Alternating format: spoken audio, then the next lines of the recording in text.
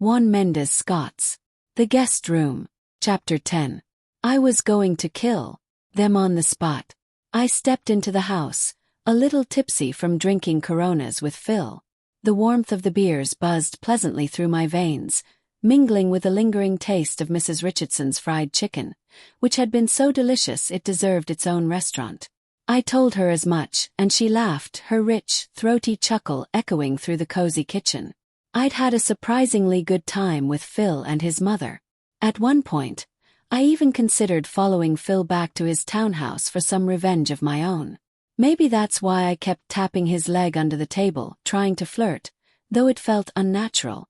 As tipsy and hurt as I was, the thought of sleeping with another man just to get back at Preston seemed too far. So I came home instead. The first thing I did was head to the kitchen for a glass of red Merlot, adding its rich, velvety warmth to the Coronas still buzzing in my system. As I stood there sipping, I noticed how quiet the house was. Eerily quiet. Leaning back, I glanced toward the guest room. The door was closed, which piqued my curiosity. I tiptoed over, pressing my ear against the door. I heard Liana's voice, low and intimate. Just in case Preston was in there with her. I waited for his response. None came, so she must have been on her cell phone. Feeling a sudden surge of anger, I imagined kicking the door down and slamming Liana's head into the wall. But instead I took my glass of wine and headed to bed. When I reached our bedroom, Preston was sitting up on the bed, watching the Wizards game, dressed in his sweats and sneakers. It was late, around 8:30, and he usually would have been drunk and ready for bed by now. "You look like you're about to go somewhere," I said, my voice tinged with annoyance. "Oh, you're back to speaking to me now, huh?" Preston said, not taking his eyes off the game. He was right. I had been giving him the cold shoulder, and he deserved it. Yet, I was struck by how unconcerned he seemed about my late return, and the fact that I'd been out drinking with another man. He didn't seem to care at all, and that insulted me deeply. "Aren't you going to ask me where I've been?" I asked, probing. "Should I ask?" he replied, still focused on the TV. "I don't know, Preston. Should you? I'm your wife. Is there a reason why I should ask? I just want us to be honest with each other." Finally, Preston turned away from the game to look at me.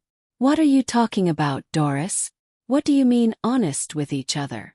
Are we being honest with each other these days?" Preston stared at me for a moment, clearly taken aback by the question. "I thought we were, Doris. Are we?" He was lying, and I could see the nervousness creeping into his eyes. He turned, sitting on the side of the bed. "I love you too much not to be," I said. "I love you too much not to be too. So why re we talking about this? What's up? You been drinkin'?" I nodded, sipping my Merlot. Preston nodded too, his attention drifting back to the game. "And we need to be straight up with each other," I insisted. The tension between us was palpable, something I'd never felt before. It was one of the most unsettling feelings I'd ever experienced. We never argued. Preston was always so quiet, even when he was mad. "Look, if there's a problem you need to come to me and let me know," Preston said. "Instead of staying out late and confiding in your coworkers." Flashes of Preston and Liana making love tormented my mind. I couldn't get those images out of my head. Setting my wine glass down on the dresser, I leaned against it and started to cry. "Doris, what the hell is wrong with you?" Preston asked, irritation creeping into his voice. He always acted like my tears were unwarranted, like I had nothing to cry about. Then I looked at my husband, staring into his eyes. His agitation quickly turned to concern. It was as if he realized I knew something was going on between him and Liana. I crossed my arms, feeling like a spoiled brat throwing a tantrum. "I'm just wondering where our marriage is going these days." He looked at me for a moment, his fear evident. "Is it something that you need to ask me?"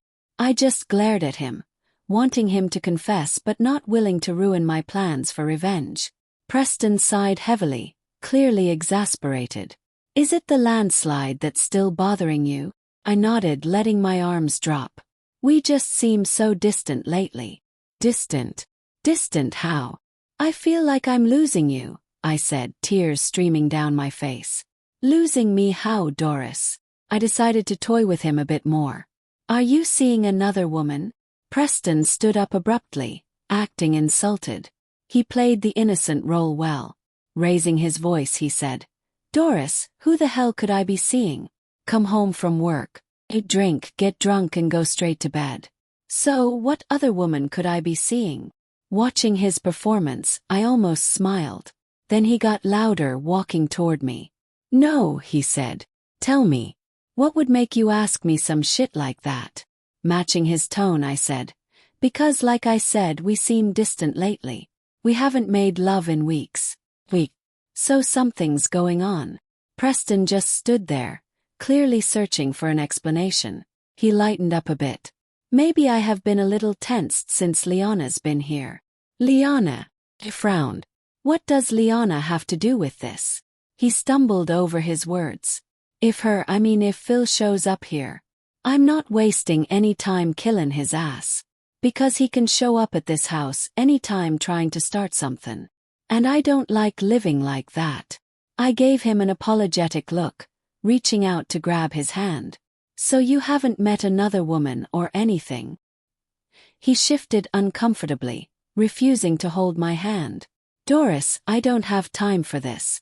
You must be drunk. Preston opened the drawer where he kept his gun, quickly putting it into his backpack. My heart started to race. The mind games were over. Where are you going with that gun? I asked, suspicion lacing my voice. He zipped his backpack and grabbed his keys. I'm going over Isaiah's to finish watching the game. And you need to take that gun with you. You know Isaiah lives in Marlow Heights, off 23rd Parkway. Them dudes over there'll rob you in a minute. I stood there, puzzled. He stopped at the bedroom door. Like I said before, I don't want to have to use it. But if I have to, I will. I watched him walk out of the bedroom, heard him start his charger, and speed off out of the neighborhood like he was in a hurry. I stood there sipping my wine deep in thought. Something was definitely going on, and I had the feeling Preston was catching on that I knew about him and Liana. It was time to make my move. I planned to come home for lunch the next day. If Preston came home for lunch to get with Liana, I was going to murder them on the spot.